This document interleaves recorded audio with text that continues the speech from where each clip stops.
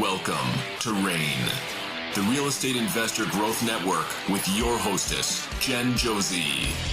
Join like-minded real estate investors and accelerate your business towards greatness.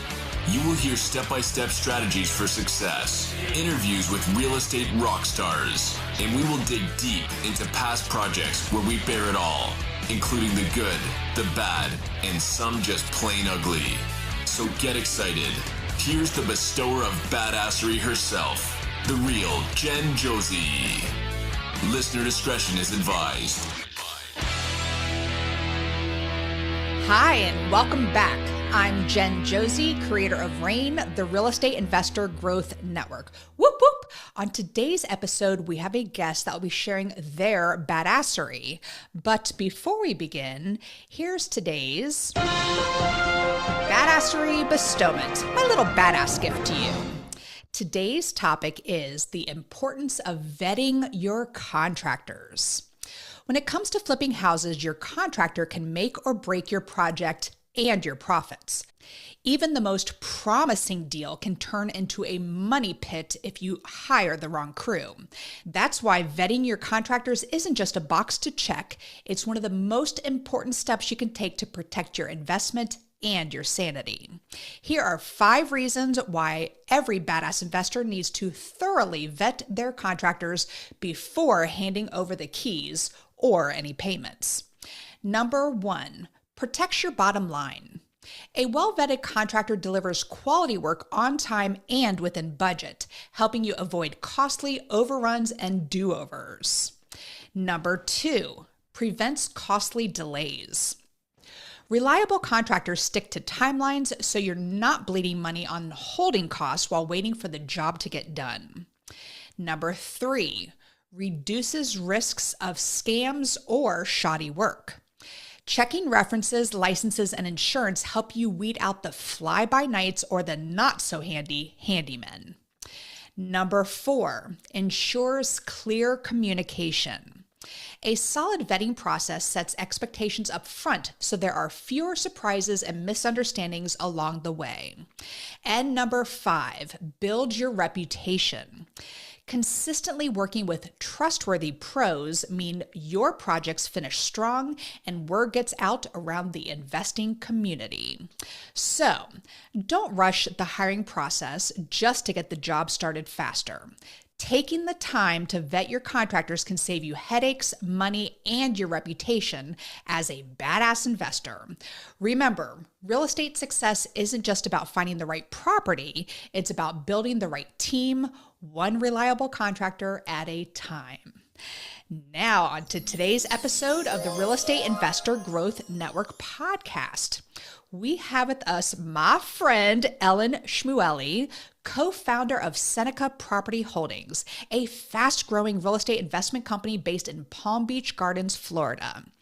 Ellen's journey began with a simple home renovation that ignited her passion towards creating lasting passive income and revitalizing distressed properties.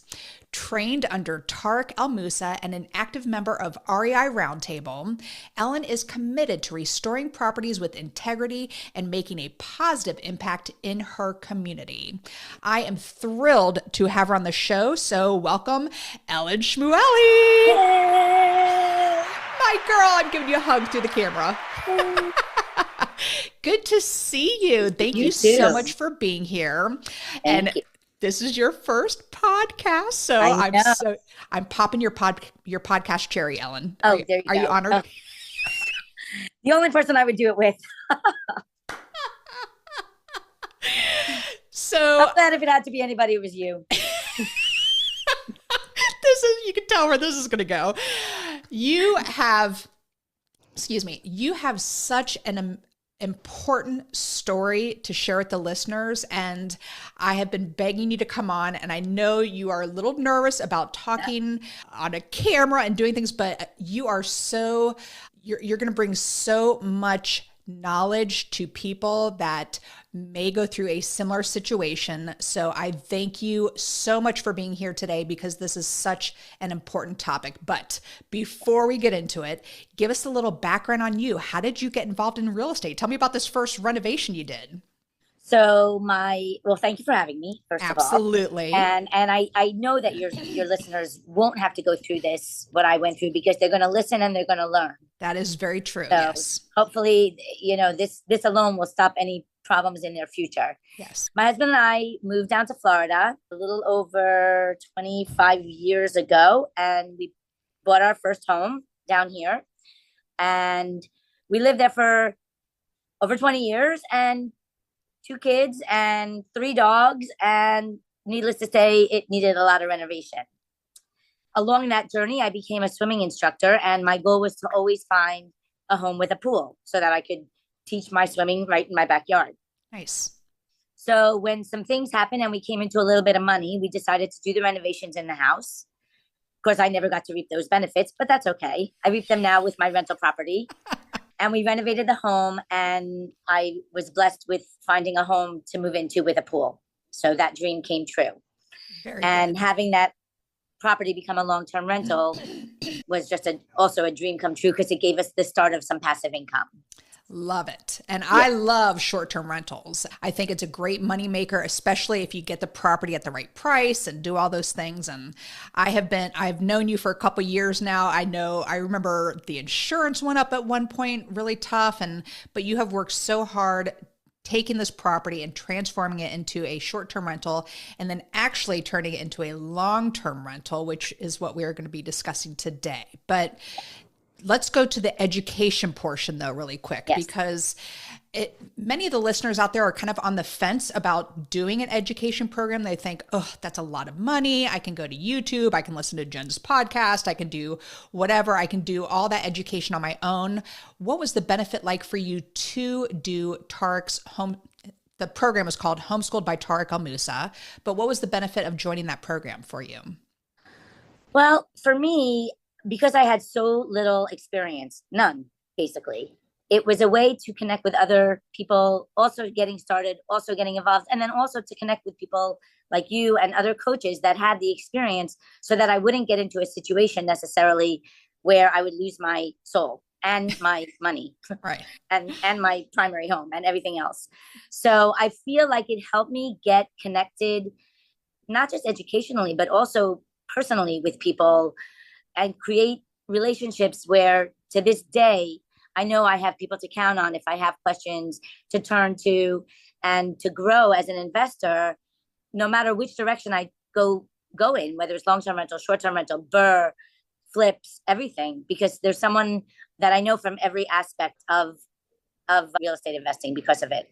Well said. And my education program is very similar in that when I wanted to get into short-term rentals, I knew who to reach out to guide me when we bought our first long-term rental, et cetera. So very important. And the internet just doesn't have those things by watching YouTube. So having that person to ask questions directly to is so very important.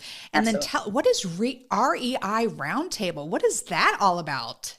So REI Roundtable, we meet once a week. And we basically have a topic that we kind of talk about first.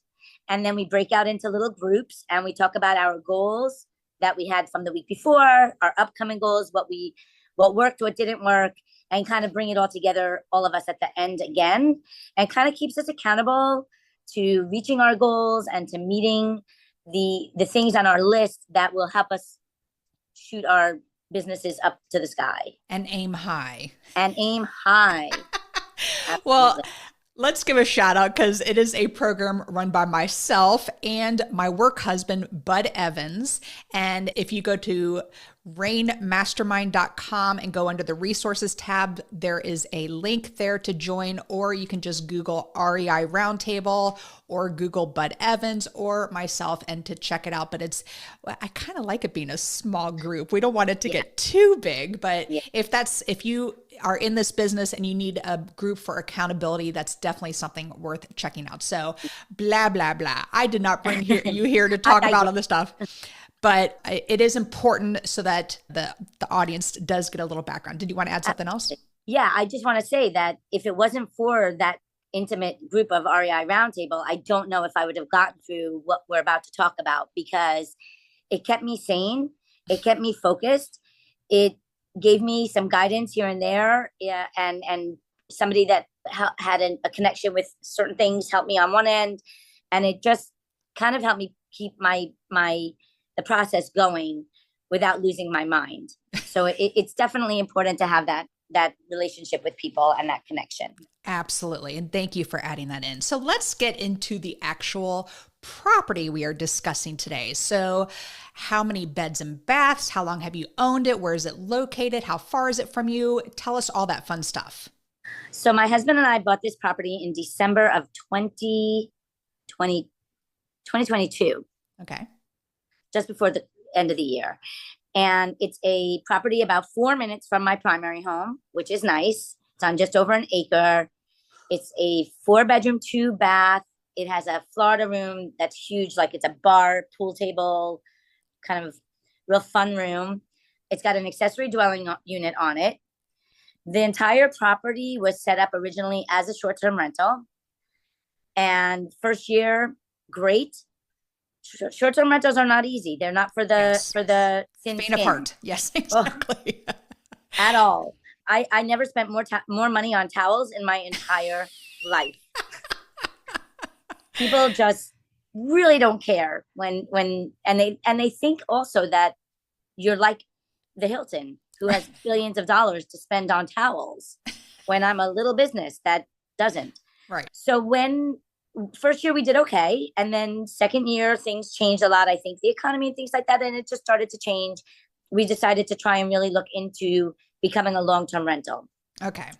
We took Well, let's pause there for a second, because this is a very important point for the listeners who maybe are thinking about getting into short-term rentals.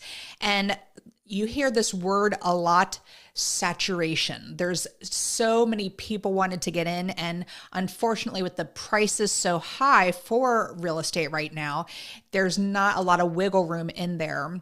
And also Airbnb itself, that's who you use, correct? Or did you use multiple? Airbnb, VRBO, and then through the management company. Okay. So when you're on different platforms, I know, because I use Airbnb, just that's it. They're really starting to tighten up their regulations and things like that. They are not allowing the owners to get rid of bad reviews, things like that. So it's a tough business. So in real estate, and something that we teach and that we did discuss in REI Roundtable, was learning to pivot. And that's a great thing about real estate, is because it was not, you're buying a gazillion towels. Now let's move on to the next and let's turn it into a long-term rental, which is what you did. So here we go, audience. Buckle up. How did you first connect with this woman that ended up scamming you? And what initially made you think that she was going to be a great tenant? I have a realtor that I worked with for many years. She helped me with my other long-term property. Someone that I really trusted and liked. And basically, I sat back and she did the work. That's how I felt that it was going. So another realtor reached out to her, brought her up a prospective client, and she actually wasn't available to do the showing. I went and did the showing with this other person's realtor's mother, who was also a realtor. That should have been a red flag. And we showed up, and she was apparently going through a situation where she was not given any time to move, like no notice to move out of the place that she was. This was her story. Okay. Because the person sold it and she needed to get out immediately. And so she was living with a friend and her friend's kids and her kids, and it was just getting to be too much. And she saw this property and thought it would be perfect. She seemed a little bit nervous, but I had a feeling. I felt that it was because of the situation she was in. I probably would have been a wreck too if I had just spent a month on the couch of a friend with 5 kids around me. And I think she was wanting to make an impression. So it's like me right now, I'm a little nervous on here. Sometimes you just give off a different kind of vibe, but everything is cool. Okay. She also owned her own business. So maybe I don't know, maybe she wasn't used to, I don't know what. Anyways, so long story short, she was kind of in a hurry to move in. I was still listed as an Airbnb at the time. I had another guest coming in. And I said to her, I'm really sorry. This is the only date that we can have you come in, if that's going to work. So during that time, I guess we thought she was figuring it out, discussing it, looking at other places. And when you're pivoting and you need to get money in your account, you kind of say, okay, well, what's going on? And you kind of make yourself vulnerable to whatever. I'll take whatever. Right. Don't do that. Don't be in a hurry ever. And we can just end the podcast there, because that's the big end of story. But here's the thing: she sent apparently her background check and her stubs and her W-2 whatever from her business to her realtor. Because this is very normal. Before you sign a lease, a background check is done. Yes. Checking your finances must be done. It has to be done. You, like you said in the beginning of the podcast, vet your contractors, vet your prospective tenants. Yes. Because if we had, it would never have come to this. Okay. So she sent everything to her realtor, and her realtor didn't check it. Her realtor forwarded it to my realtor. My realtor didn't check it. I guess she assumed that the other realtors did their due diligence. Why should she do hers? Right. Although, at the end of the day, my realtor is the one responsible for making sure that this person will meet my financial needs and be able to afford this place and be a good tenant. So we signed the lease. I was told that there was going to be money put into escrow on a Friday evening. I did not know it did not happen. And Sunday was a walkthrough. And at that walkthrough, we were all handed cashier's checks. So that's how we started the process, through the realtors, as any normal process might go. Okay, so you had a short-term rental guest. That person stayed and then left, correct? Mm-hmm. And this is a Sunday, and clearly the banks aren't open at this time, but you are handed cashier's checks, and then you pass over the keys at that point, because any normal person would think a cashier's check, there's nothing guaranteed. Exactly. Yep. All right. So can you walk us through what happened once she moved in and how she managed to stay without paying rent? So we were handed the checks on a Sunday. She moves in. Everything is great. She even texts us, "Thank you so much. I can't wait to spend the next 6 months here. I really appreciate everything that you've done." Great. Monday morning, I get up, I go to the bank, I deposit the cashier's check. All good? Great. Wednesday morning, I go into my bank account online. This is odd. Checks returned. How does a cashier's check get returned? It says the account payable was closed. So I called Chase. That's my bank. Okay. Because I want to make sure I got payee, account payer, I think was closed. I don't remember which one I am. I want to make sure it's not my account. And nope, has nothing to do with me. It has to do with the person who generated the check. It still doesn't make any sense, because you cannot draw a check like that right on a closed account necessarily. So I reach out to my realtor and show her the picture of what it said. And she's like, "Oh my God, we have to reach out to her immediately." I said, "You doing it or me?" She goes, No, I'll do it. And she, I guess, speaks to somebody in her office and they say, "Go to the police." Ooh. So I reach out also to the realtor that I had spoken to that met me at the property in the beginning and told her what was happening. Their checks also did not go through because they were all fraudulent checks in the end. Oof. We'll get to that. And once they signed the lease, and this is the biggest thing, do not do anything. Do not pass the keys over and let them move in, even with a signed lease, until money clears. Huge. Because had she not moved in, it took a couple of days, right, to find this out that the check bounced. So had she not been in the house, had I not said, "Here you go, lease started, here you go, here's the keys," we could have just nipped it in the bud. Right. And not turned it over, because the lease is based on payment. once she gets in and I hand her the keys, that lease is now a binding lease, paid or not paid, apparently.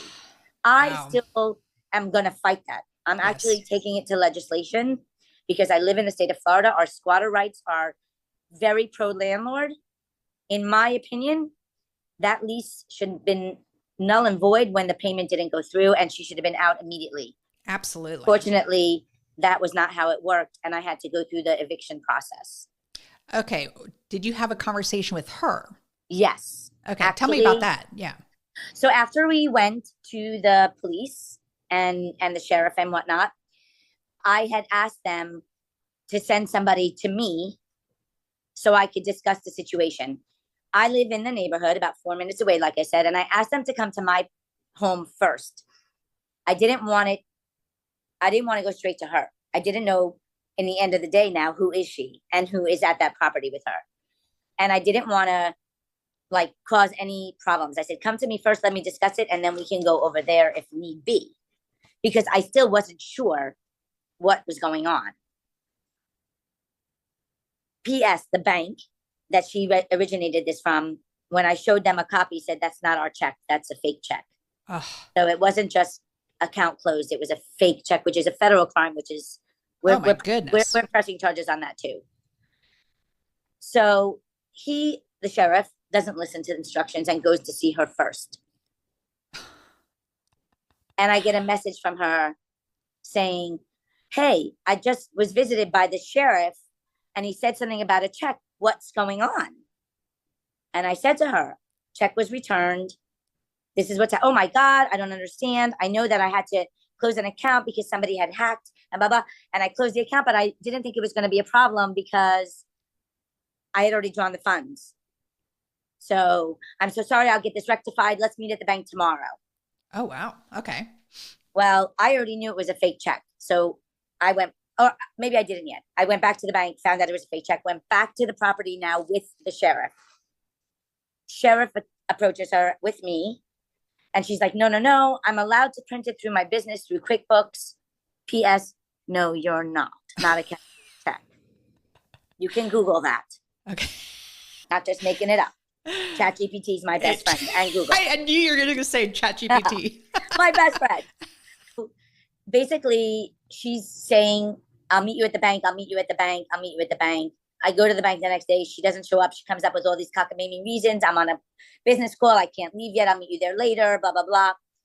And at a certain point, I'm like, I had a sheriff meet me at the bank thinking that they could get the bank to say, hey, this is fake. They could not. It has to be investigated. It has to go through the entire investigation with subpoenas. They can't just say, hey, is it fake? Yes, great, we'll go arrest her. No, everything is a process. That's why vet ahead. You don't want this process. So he said to me, just go to the courthouse and start the eviction process. And that's what I did. The conversations went back and forth between she and I. Give me another minute, give me another day. I promise you, I would never do this to anybody, blah, blah, blah. Once we realized all this, by the way, I did Google her. Because when I went to the courthouse to get the papers, the courthouse person at the clerk looked at the paper and said, give me 1 minute. She stepped away and came back and she said, we know this name and the judge knows this name. She's done this before. So I come home and I just Google and I scroll down more than the first couple of pretty pictures and there's an eviction. And then I go through the clerk of the county where everything is on there, by the way, free access, 6 or 7 evictions prior to mine. That is when I realized that my realtor nor her realtor, neither one of them did any due diligence on this woman whatsoever. And you found this in a simple Google search. I found it in a Google search, and Wow. because they said that they knew her name, I then looked on the clerk and found it right there. And that's if Google doesn't show it right away, go to the clerk of your county, and it's a free. You just put their name in. Wow. And there it comes. So you took a police officer over and then he instructed you have to go through an eviction process now. So there is no way. The one that met me over there, she lied to his face saying that she did it and whatever. The one that met me over at the bank told me you better start the eviction process. Okay. Yeah. All right. So how does the eviction process work? And give me kind of like a time frame here of what's going on. She moved in on a Sunday. You found out Wednesday that it wasn't in your account. So give me a little bit of where we are in the time frame as well. Absolutely. So I am lucky. Florida is more landlord friendly. However, there is a process. Once I got the papers, I was able to immediately post a notice on the door, starting the process.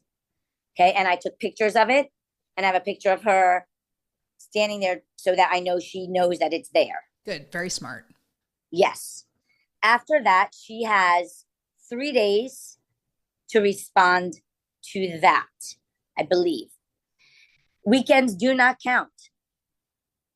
So she played this very smart, right? She knew that it would take a minute for me to see that it wasn't a real check. Then she played me for a day or two until it was like a Friday afternoon, knowing she would have that weekend. Even though I posted it on Friday, it doesn't start counting till Monday. Oh my gosh. Monday, Tuesday, Wednesday, she doesn't do anything. So I have to go now back on Thursday to the court and file a 5-day. That 5-day notice now goes, what do you call it? Or I filed a motion like that she didn't respond. Okay. Should have looked all this up ahead of time. I apologize. But no worries. This is how it goes. So I think it's the 5-day. So I fill it all out. It's over $400 to fill all this paperwork out. And then they send her something.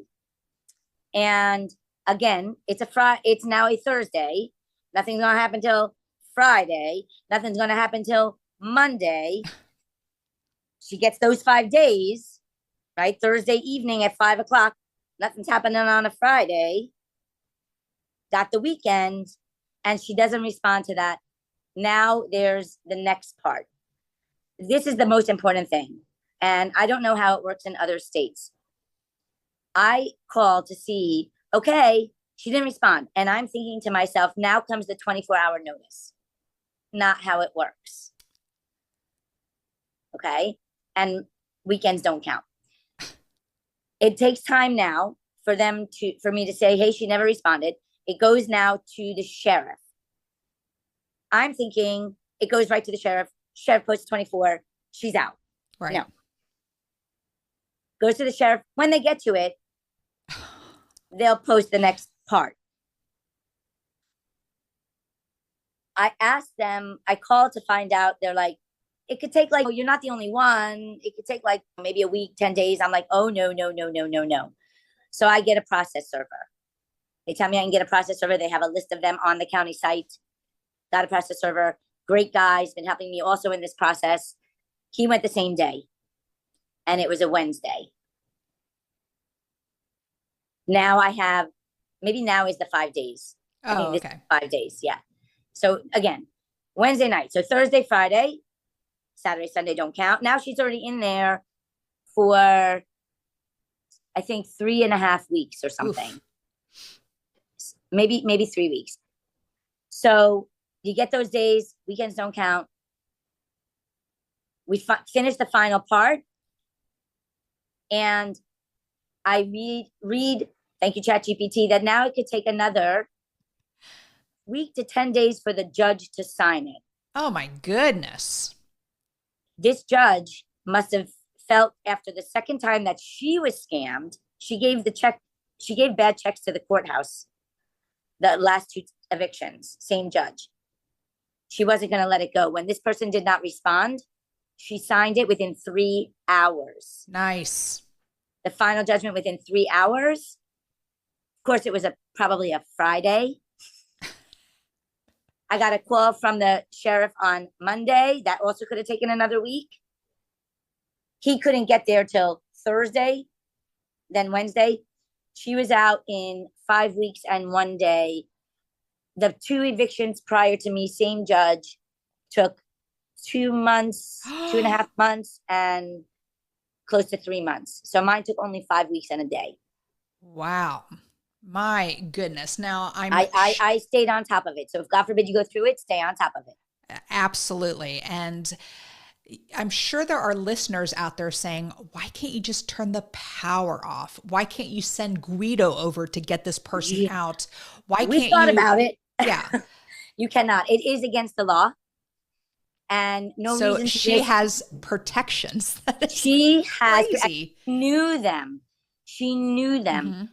Mm-hmm. My husband's like, we did shut off our pool motor, which by the way, they tried to turn on, and that cost me $250 to fix when they left. Because has nothing to do with the way of living, right? We can't shut off the AC and sweat them out. Right. We can't shut off the electricity. It's called self-eviction, and it's against the law. No reason for me to risk going to jail. Money is important, yes. Yes. Losing my freedom, not as is important. Yeah. So no, you cannot do that. We did let her know very clearly that she wasn't going to get away with this time, that she was going to be out sooner than she thought. But this was a very interesting situation. She was single, 2 kids. And the 2 kids were living there as well? 2 kids, plus all these stray cat children. Minors, I believe. We put in a camera because my ADU has a long-term person in there, PS. So while all this is going on, you have a renter in the ADU in the backyard. Love for her. But like a few days after they moved in, her tire had been slashed. We had no proof if it was them or not. But my husband showed a picture to the sheriff, and it did look slashed, not just she ran over something. Right. So we put in a camera on her part of the property, which showed the entire driveway. We hardly ever saw her taking the kids to school. Random people in and out, kids. We don't know if they were 18 or over. And when they left, there were beer bottles, alcohol bottles, food all over the place. And she had a 9-year-old in that house as well. So who knows if that 9-year-old was what they were exposed to. And that was my biggest thing is who are these people going in and out? And also what, God forbid, happens if something happens to somebody that's not supposed to be there? Right. Am I liable? Right. So much. Oh my goodness. So 5 weeks and 1 day, and they left beer bottles and alcohol bottles everywhere. Was there any damage done to the property? And then how did you really handle this aftermath? And I want to kind of know financially and emotionally, because I'm sure this took a toll on you emotionally. Yes. Emotionally, we need 3 episodes. Just saying. So the day that we watched her move out, she moved out Tuesday. Wednesday is when the sheriff and I went over, and my husband showed up, and we immediately not just changed the code on the locks, we changed the entire lock. Good. I was shaking. The sheriffs have to go in first. We watched her, by the way, take some of our things. Oh my gosh. So a big box of tools, a fan, like a standing fan. We started taking a twin mattress. We had triple bunk beds because it was an Airbnb. So more beds, more money, right? And I started taking a twin mattress. Now she had to unpack a Ryder truck or a Hertz, whatever, U-Haul. A U-Haul. Yep. She had to unpack one of those because she hadn't paid for it. And we called U-Haul and said, there's this U-Haul. Oh, nobody's paid for it. Well, here it is. So they towed it. She yelled at me that she had to pay $2,000 to get her stuff back. I'm like, no, you had to pay $2,000 because you didn't pay your bill. So when she got all her stuff back, she didn't have a U-Haul to store it in. And I had to give her the code to a shed on the property that was part of the lease to store my gosh. stuff. And that's when our stuff started going into the truck as well, because she put her stuff back in. She didn't take all the towels that you had to replace from the short-term rentals. She took some, and what she didn't take were all over the floor, stained and useless anyway. Oh gosh. So they went in first, and I'm like, how is it? And they're like, it's a mess. We're not going to lie, but it doesn't look like there's any damage. Good. Like there's no holes in the wall, whatever. I walked in, Jen. I could not believe what I saw. I don't know if there's a way that I can upload something on this podcast, but every room had leftover food hanging out all over the place, plates that had food stacked up, beer bottles, like I said. Every glass that was ever used was on the floor, under the bed, on the night tables, on the counter, in the sink. The sink was piled so high you couldn't even see the sink anymore. It looked like a mountain. And I watched them take some garbage out. So I only could have imagined what would have happened if they didn't. I don't know if once the timeline came to an end, they just said, screw her and didn't care anymore. Right. Or if this was going on the entire time. But it broke my heart. Yes. Because it's a beautiful, beautiful home. It was furnished to the nines as a country house in Florida, detail oriented, just beautiful. And I mean, needless to say, I lost it. But at the end of the day, there was really no damage other than what was taken. Right. And then the triple bunk beds, these lovely hoodlum kids that were in and out all day decided like they were in a bar bathroom and carved their names into the furniture. Yes. Did you know that Reese and Vicky forever will live on in that bedroom? Just like on the bathroom wall at the VU at University of Maryland. So emotionally, it was draining the entire process. And then going in and seeing it like that, knowing that all it would take would be a good cleanup made me feel a little bit better. Good. But that still costs a lot of money. And then Sure. we lost the first class security, but it also is now taking us time to find somebody. So it's been a full 2 months now since the move-in. Today exactly, actually, tomorrow, date-wise, not Sunday to Sunday, but right. And we don't have anybody yet. And every day that ticks by is money that I lost when I thought I was going to have somebody in there for 6 months. Absolutely. And so, and that takes a toll emotionally, because it makes me question everything that I did and everything that I'm doing. And is this the right business for me? And do I have a thick enough skin to handle these kinds of problems? And do I have enough trust that it will all be okay in the end? I think this is the bottom of the barrel, and anything after this situation is just going to be heavenly because of what you have been through with this one person. So this is a pretty obvious question, Ellen, but looking back, what would you have done differently? Because you said a couple things, don't ever do this, don't ever do that, but let's just make it concise for the listeners. Yeah. What would you have done differently to have avoided this situation? So first of all, you need to make sure that if you do hire a realtor, that they do their job. Their number one job is to protect my interest. Absolutely. And that means vetting your prospective tenant. So make sure that they're vetted. Make sure it's a real background check. Make sure it's, and they can do that easily. It's on the MLS. They just send it out, and then that company sends back the information. It comes from the company, not the person. Don't just trust that because if you've worked with somebody in the past that they're, if they think that you're desperate, which you are when you have a property that's supposed to be a $6,000 a month property. It's a huge piece of land and property, and you're desperate to get it covered, or you're paying that bill out of your pocket. So don't put yourself in a situation where you show your vulnerability either, and make sure that they do their job. Don't take things at face value either. Do your own due diligence. Right. Even if you trust them, even if they send you something. I just gave you a free way. Right. You did a quick Google search and found the evictions online. All you had to do was scroll down past the pretty pictures and all the things that said she owned her business, which is not happening anymore. Google doesn't update immediately. They don't know that you closed that business immediately, right? And what about payment? For the place? Well, the realtors right now. So I sent them a certified return receipt signature letter to my realtor, to her broker. And I didn't think that I had an address for the tenant's realtor, but in speaking with my process server, he said there is a address on file. If it moved, they'll forward it, hopefully. Good. So I'm going to send one to them as well. It was a demand letter for money lost. Right. I asked for the money that was in that original check. First, last security, $15,000. Wow. Okay. I figured that's the money lost for the rent, and it will cover my damages. It will cover my fees to get her evicted.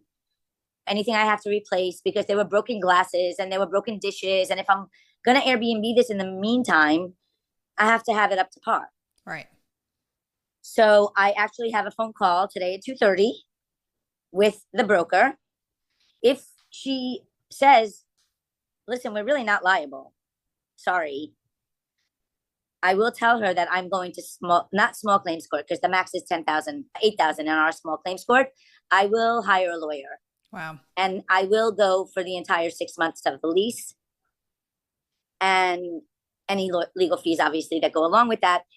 And I will drag it out. And I will also go to our real estate association, the Florida Real Estate Association, and I will give them all the names, because needless to say, if they think they're not liable in a fiduciary way, ethically, yeah, they were very, very wrong, and they should not be realtors if they take shortcuts like that. They did not. Absolutely. So, Ellen, I'm really glad that you went into that whole description there of what's happening to the people who dropped the ball on you. Yes. My original question, but yes, hold on. Can I add one more thing? Okay, go ahead. There is a part of the eviction that has damages in it, and I am filing for damages against that tenant as well. Good. I know now she has no money. However, it could be 8 years from now, somebody in her family, God forbid, passes away. Look how nice I am. I even say God forbid. And she's left some money. I will get that money with interest. Very good. Don't neglect that part if you can do it. So, and I'm glad you went through that whole section there. But my original question was the screening process, things that you would have done differently. So, and I said payment, and that made you go in that direction, which is a very important topic to that we covered. So I'm glad you did. But like, you received a cashier's check, but you didn't notice until like 2 or 3 days later when it was taken out of your account. Yeah. Exactly. So do you recommend that the money clear beforehand? Oh, yes. Okay. Oh, yes. You know how you put escrow when you buy something? Right. Same thing. Okay. If it doesn't go into escrow and they want to give you a cashier's check, no keys, no nothing, no move-in. Give yourself more than the same day. Right. Especially on a Sunday. She played us. She was very smart. She knew. And she knew that even if she wasn't moving in that evening, the next day, she was still going to be in before it cleared. Money must be cleared. I will say, and it's funny because, like I said in the beginning, I teach swimming. And there are lines of defense for swimming, right? My method will save a life. But mom and dad, you better watch your kid. Yes. And mom and dad, you better put a fence around your pool. And then you worry about what happens if they get past those lines of defense. Well, make sure the check clears. And why is not only that important? Because they could get in, this first check can clear, and they still can never pay again. Right. And if you have a year lease, it's going to take time to get them out. So that's where, again, that background check and making sure they have funds available.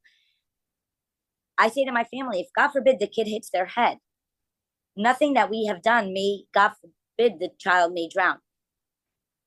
Nothing that you may do in the end may stop somebody from scamming you at the end of the day, because there are good people that lose their jobs and they stop paying. There are people that are really good and then they snap. I have friends that had a friend move in. They were trying to help them and they were paying, and then all of a sudden they turned into a nightmare and like broke everything, including countertops. And we don't mean to scare people out of this business. Right. But the more vetting that you do, the more background, maybe don't rent to friends because that'll be the end of your friendship. Yeah. I don't know. I mean, make sure your money's in the bank. And if the minute that you see they don't pay, get the process started. Yes. Very well said. And thank you for sharing that. And before we move to the second part of the podcast here, It's also so frustrating, the legislation behind this. Yeah. And I know Yeah. you are going to even take this a step further. Yes. And because even though the person has a lease, the payment was never received. And so Correct. that should be a That should huge be a part. squat. That should be a squatter. They should immediately be out. But Yes. because they have all these protections. So what are you working on in the state of Florida? Because, and I'm glad you said this, it is different in every state. Yes. But what is happening in Florida as far as legislation that you are going to fight for? So the reason that I really felt it was important is because we did last July put into place squatter laws. And knowing that we are a landlord friendly state when it comes to this squatting situation, what was different about my situation? Again, had she moved in and paid a month or two or whatever, then I can understand. Right. There's an eviction process. But even then, in my humble opinion, the minute somebody stops paying, they're squatting. Yep. And I feel that the laws should be the same no matter what. So thank you, ChatGPT. I started drafting some letters, and Good. I've been a little bit busy getting her out and all of that. So it's still sitting on my laptop to write to our legislators, to our senators. I did email our local person, and nobody got back to me. Not surprised. But I am going to go local, state, and all the way to the governor. Good. I don't know. I'm not a lawmaker. I don't know how to write legislation. Believe it or not, I have had contact with our representative in Congress, Brian Mast, before, way back when during COVID. I sent an email, and he himself called me. Wow. Which I never was starstruck really, although I did meet Christopher Reeve way back when, and I have to admit, Superman did blow me away. But I've never been like a star. Maybe if I would have met Scott Baio, but talking to Brian Mast on the phone, I was like, "Oh my God, I'm talking to like a famous person." So I feel like Baio. Can we go back for a second? And Sean Cassidy. Come on, I'm aging myself. Oh, I love Sean Cassidy. Come on, his picture. I had the album where he was like pushing the cellophane. Okay, keep going. Yeah.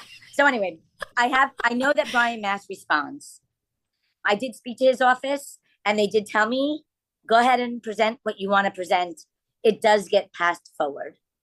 So I don't know how much of a difference that I'll make, but I'm not going to not try and make a difference and it should be the same in every state. It should not be state by state. Right. We work hard. Even the sheriff's office, when I said, if it's a 24-hour notice, why are you telling me it could take them a week to put it on the notice and then a week for them to actually do the 24 hours? Exactly. It's 24 hours. Well, you're not the only one, and blah, blah, blah. Well, I feel that the process would go a lot smoother if they would just get them out. Yes. It wouldn't pile up. Because if you are waiting a week to do it, then you've got the Mondays one, Tuesdays one, Thursdays, Wednesdays. Now you're piling up. Get them out. Absolutely.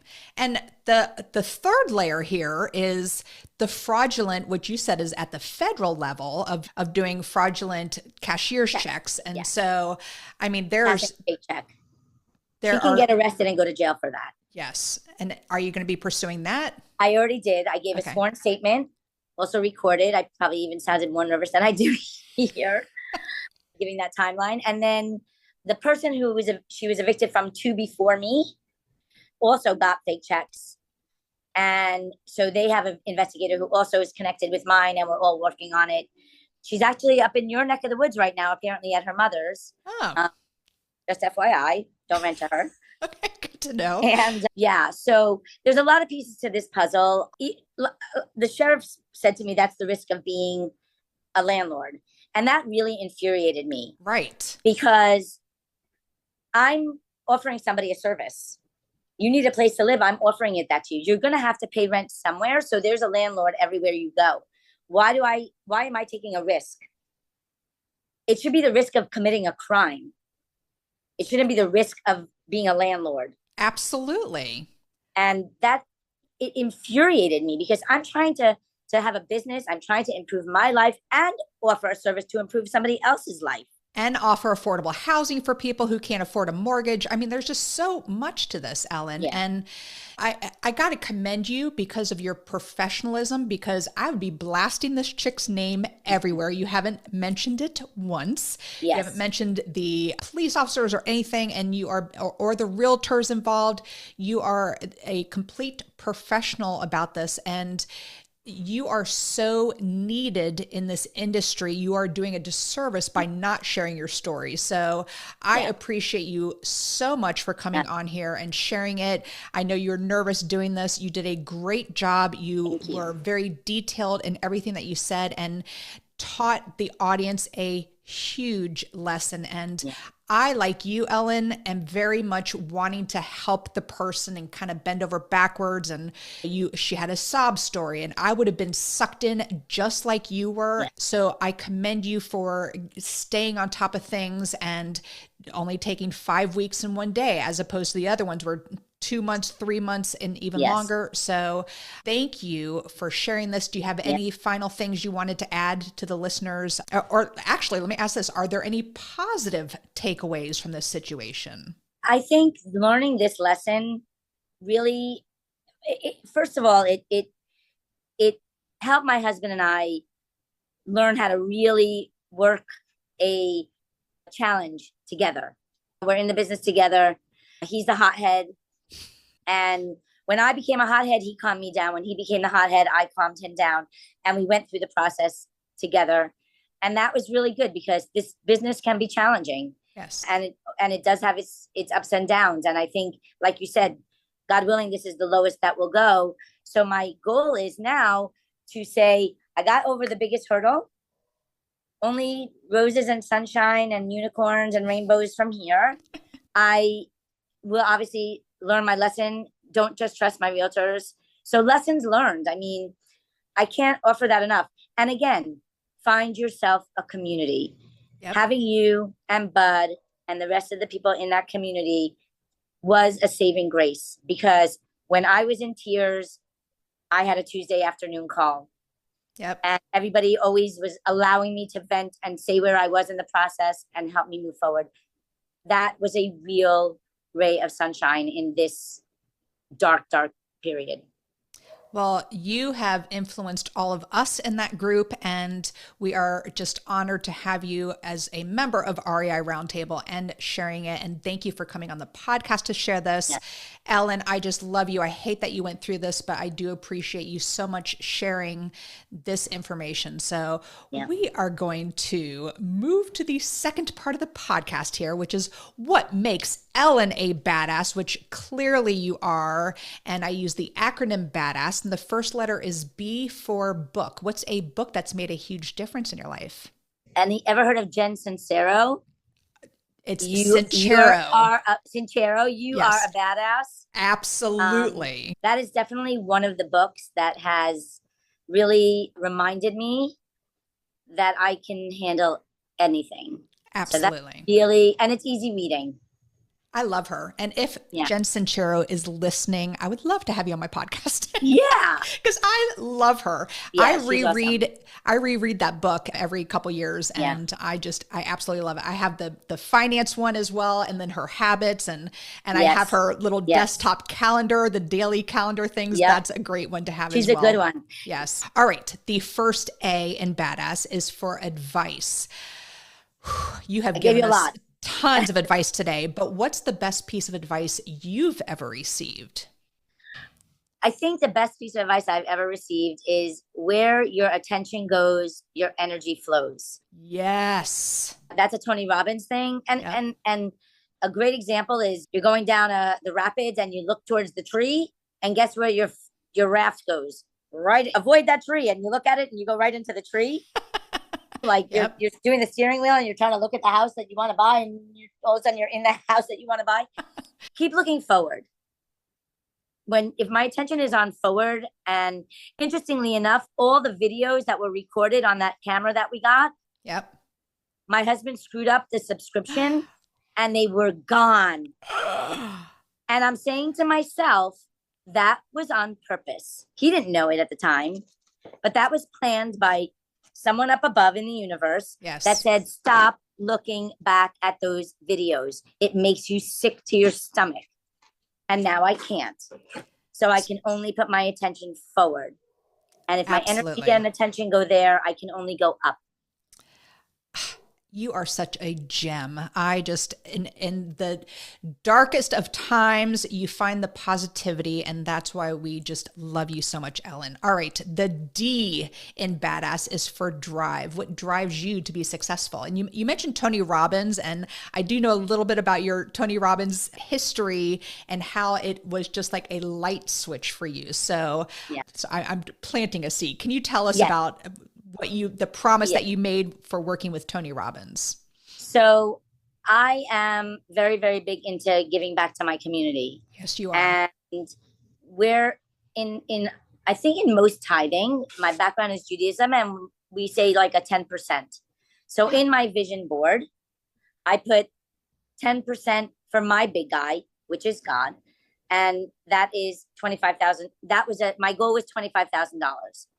That means I have to bring in $250,000 minimum to be able to meet that goal of donating back to my synagogue or charities of my choice, wherever it may go, $25,000. So my drive is to be able to bring that income in, not just passively through my real estate, but through my income, maybe even through raising money somehow, doing some kind of a drive to be able to give that back. That's my main drive. I think it's so important. And there is a real reality in the more you give, the more you get. Yes. And not just financially, in my heart. If I'm able to give and not worry that, oh my God, when this girl was scamming me, I started saying to myself, wow, did she really get into a bad situation before I knew that she was an actual scam artist? And I'm like, maybe I should just give her a minute. And I want to be able to kind of do that, not to a scam artist, but I want to be able to say to somebody, if you're going through a rough time, let me help. And in order to do that, you have to have, number one, income, and number two, peace of mind. So that really drives me. And my kids, I want to leave a legacy. I want to leave a portfolio for them. So if God forbid they hit any bumps in the road, they have what they need. I think it's so important. And in addition to making money in the tithing and your big heart, you also now have a message that you are sharing and educating people on how to avoid situations that you went through. So I'm so very proud of you, Ellen. All right. The second A in badass is for aspiration. I'm a big goal setter. So what is a goal you are currently working on besides the 25,000? Yes. Well, obviously getting these places rented with quality, paying tenants that respect and love the property. I want somebody to move in that absolutely is happy to be there. The people that are moving out of our other property are sad potentially to go. I did tell them about this property because they need a bigger place. So that may be a good thing. Good. Looking forward, I'm putting all my attention on that right there. And we would like to find other properties. One of my sons is in Orlando. I'm working with a wonderful realtor passed on by a wonderful woman named Jen Josey. My friend Robin, shout out to my girl Robin. Go ahead. Yes, if you're in the Orlando area, look her up. Yes. He may be up there for a few years, so we were looking to maybe buy something that he can live in and pay the mortgage and everything, obviously. But then when he moves, God willing, back down towards me, we can rent it out and have a property in Orlando as well. And as prices are kind of going to look maybe to come down or interest rates come down, maybe being able to get a few more properties. I like it being in the area. My husband's handy. He can fix things. Good. I don't feel good not having my hands on something. It makes me nervous. I'm with you. I'm definitely with you on that. Well, those are fabulous. And again, I'm just so very impressed with you. And the sky is the limit because, girl, it is only up from here on out. Only up from everything that you've been through. All right. The first S in badass is for systems. What systems do you have in place to help you achieve success? Well, first of all, being part of an accountability group definitely helps. So again, shout out to REI Roundtable. It keeps me focused on my goals each week and quarterly and things like that. It also allows me to make mistakes with someone to help me get through it, right? I just signed up, thanks to REI Roundtable and the recommendation, Sintra. I keep thinking about Frank Sinatra. That's how I'll remember it. I do it too. Do you do that too? That looks like something that will really help me in all my businesses, because I can put everything, I can have more than one business, and it kind of gives me like little assistance everywhere in every part that, it's like a chat GPT on steroids. Yes. And I like that. Let me give a quick shout out to Sintra, because I agree it is a really amazing tool. It's 12 of your own AI employees that have their own specific jobs, and you can have up to 5 businesses in there. And if you go to rainmastermind.com/resources, there is a link in there with a video of me doing a demo of it. But I do have an affiliate link for that, so do check that out. It is very cool. It is a super cool program. And for someone who, as you, Ellen, I like to have my hands in everything. Yes. And so hiring someone to run things for me, I'm always like, so this is more, I have control over it. So I'm right there with you. Well, Ellen, I could talk to you all day, but the final S in badass is for success. What does success mean to Ellen Schmueli? I think that success is going to be when I feel that I have the portfolio that meets my income needs, my strategy needs, whether it's long or short term. When I feel that I've learned 90% of the hurdles, hopefully not all the hard way. Right. But when I feel like I understand the complexities and maybe one day can coach it with you next to you. Yes, absolutely.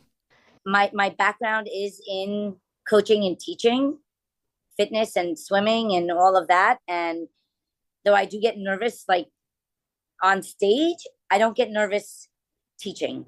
Right. I don't get nervous coaching. And when my message is out there, when I leave that legacy, when my kids can say, wow, my mom was late 50s and look what she created. And it doesn't matter how old you are. And my husband I can hop in the RV that I just bought and travel without our tent blowing away. Well, I think that is the epitome of success, and it is an honor to call you friend, Ellen. I just appreciate you sharing this story. So important for the listeners to hear, and so very impressed with everything that you have done. And I can't wait to see what the future entails for you. So thank you. And you will make a great coach one day. When someone told me, oh, you should be coaching real estate, I'm like, what? I don't know everything there is about real estate, but you have that gift. And Ellen, thank you so much for being here today. I really appreciate you sharing your story. I appreciate that you felt that it was important to share. So thank you for having me. Absolutely. And that is all. Thank you for listening. And we'll catch you on the next episode. Now go out there and share your badassery. And don't forget, make it a great day. Take care. Bye-bye. Whoop, whoop. Thank you for listening to RAIN, the Real Estate Investor Growth Network. Be sure to subscribe on your favorite podcasting platform so you never miss an episode. If you need more badassery, you can follow Jen Josey by visiting therealjenjosey.com or become a member of RAIN by registering on rainmastermind.com.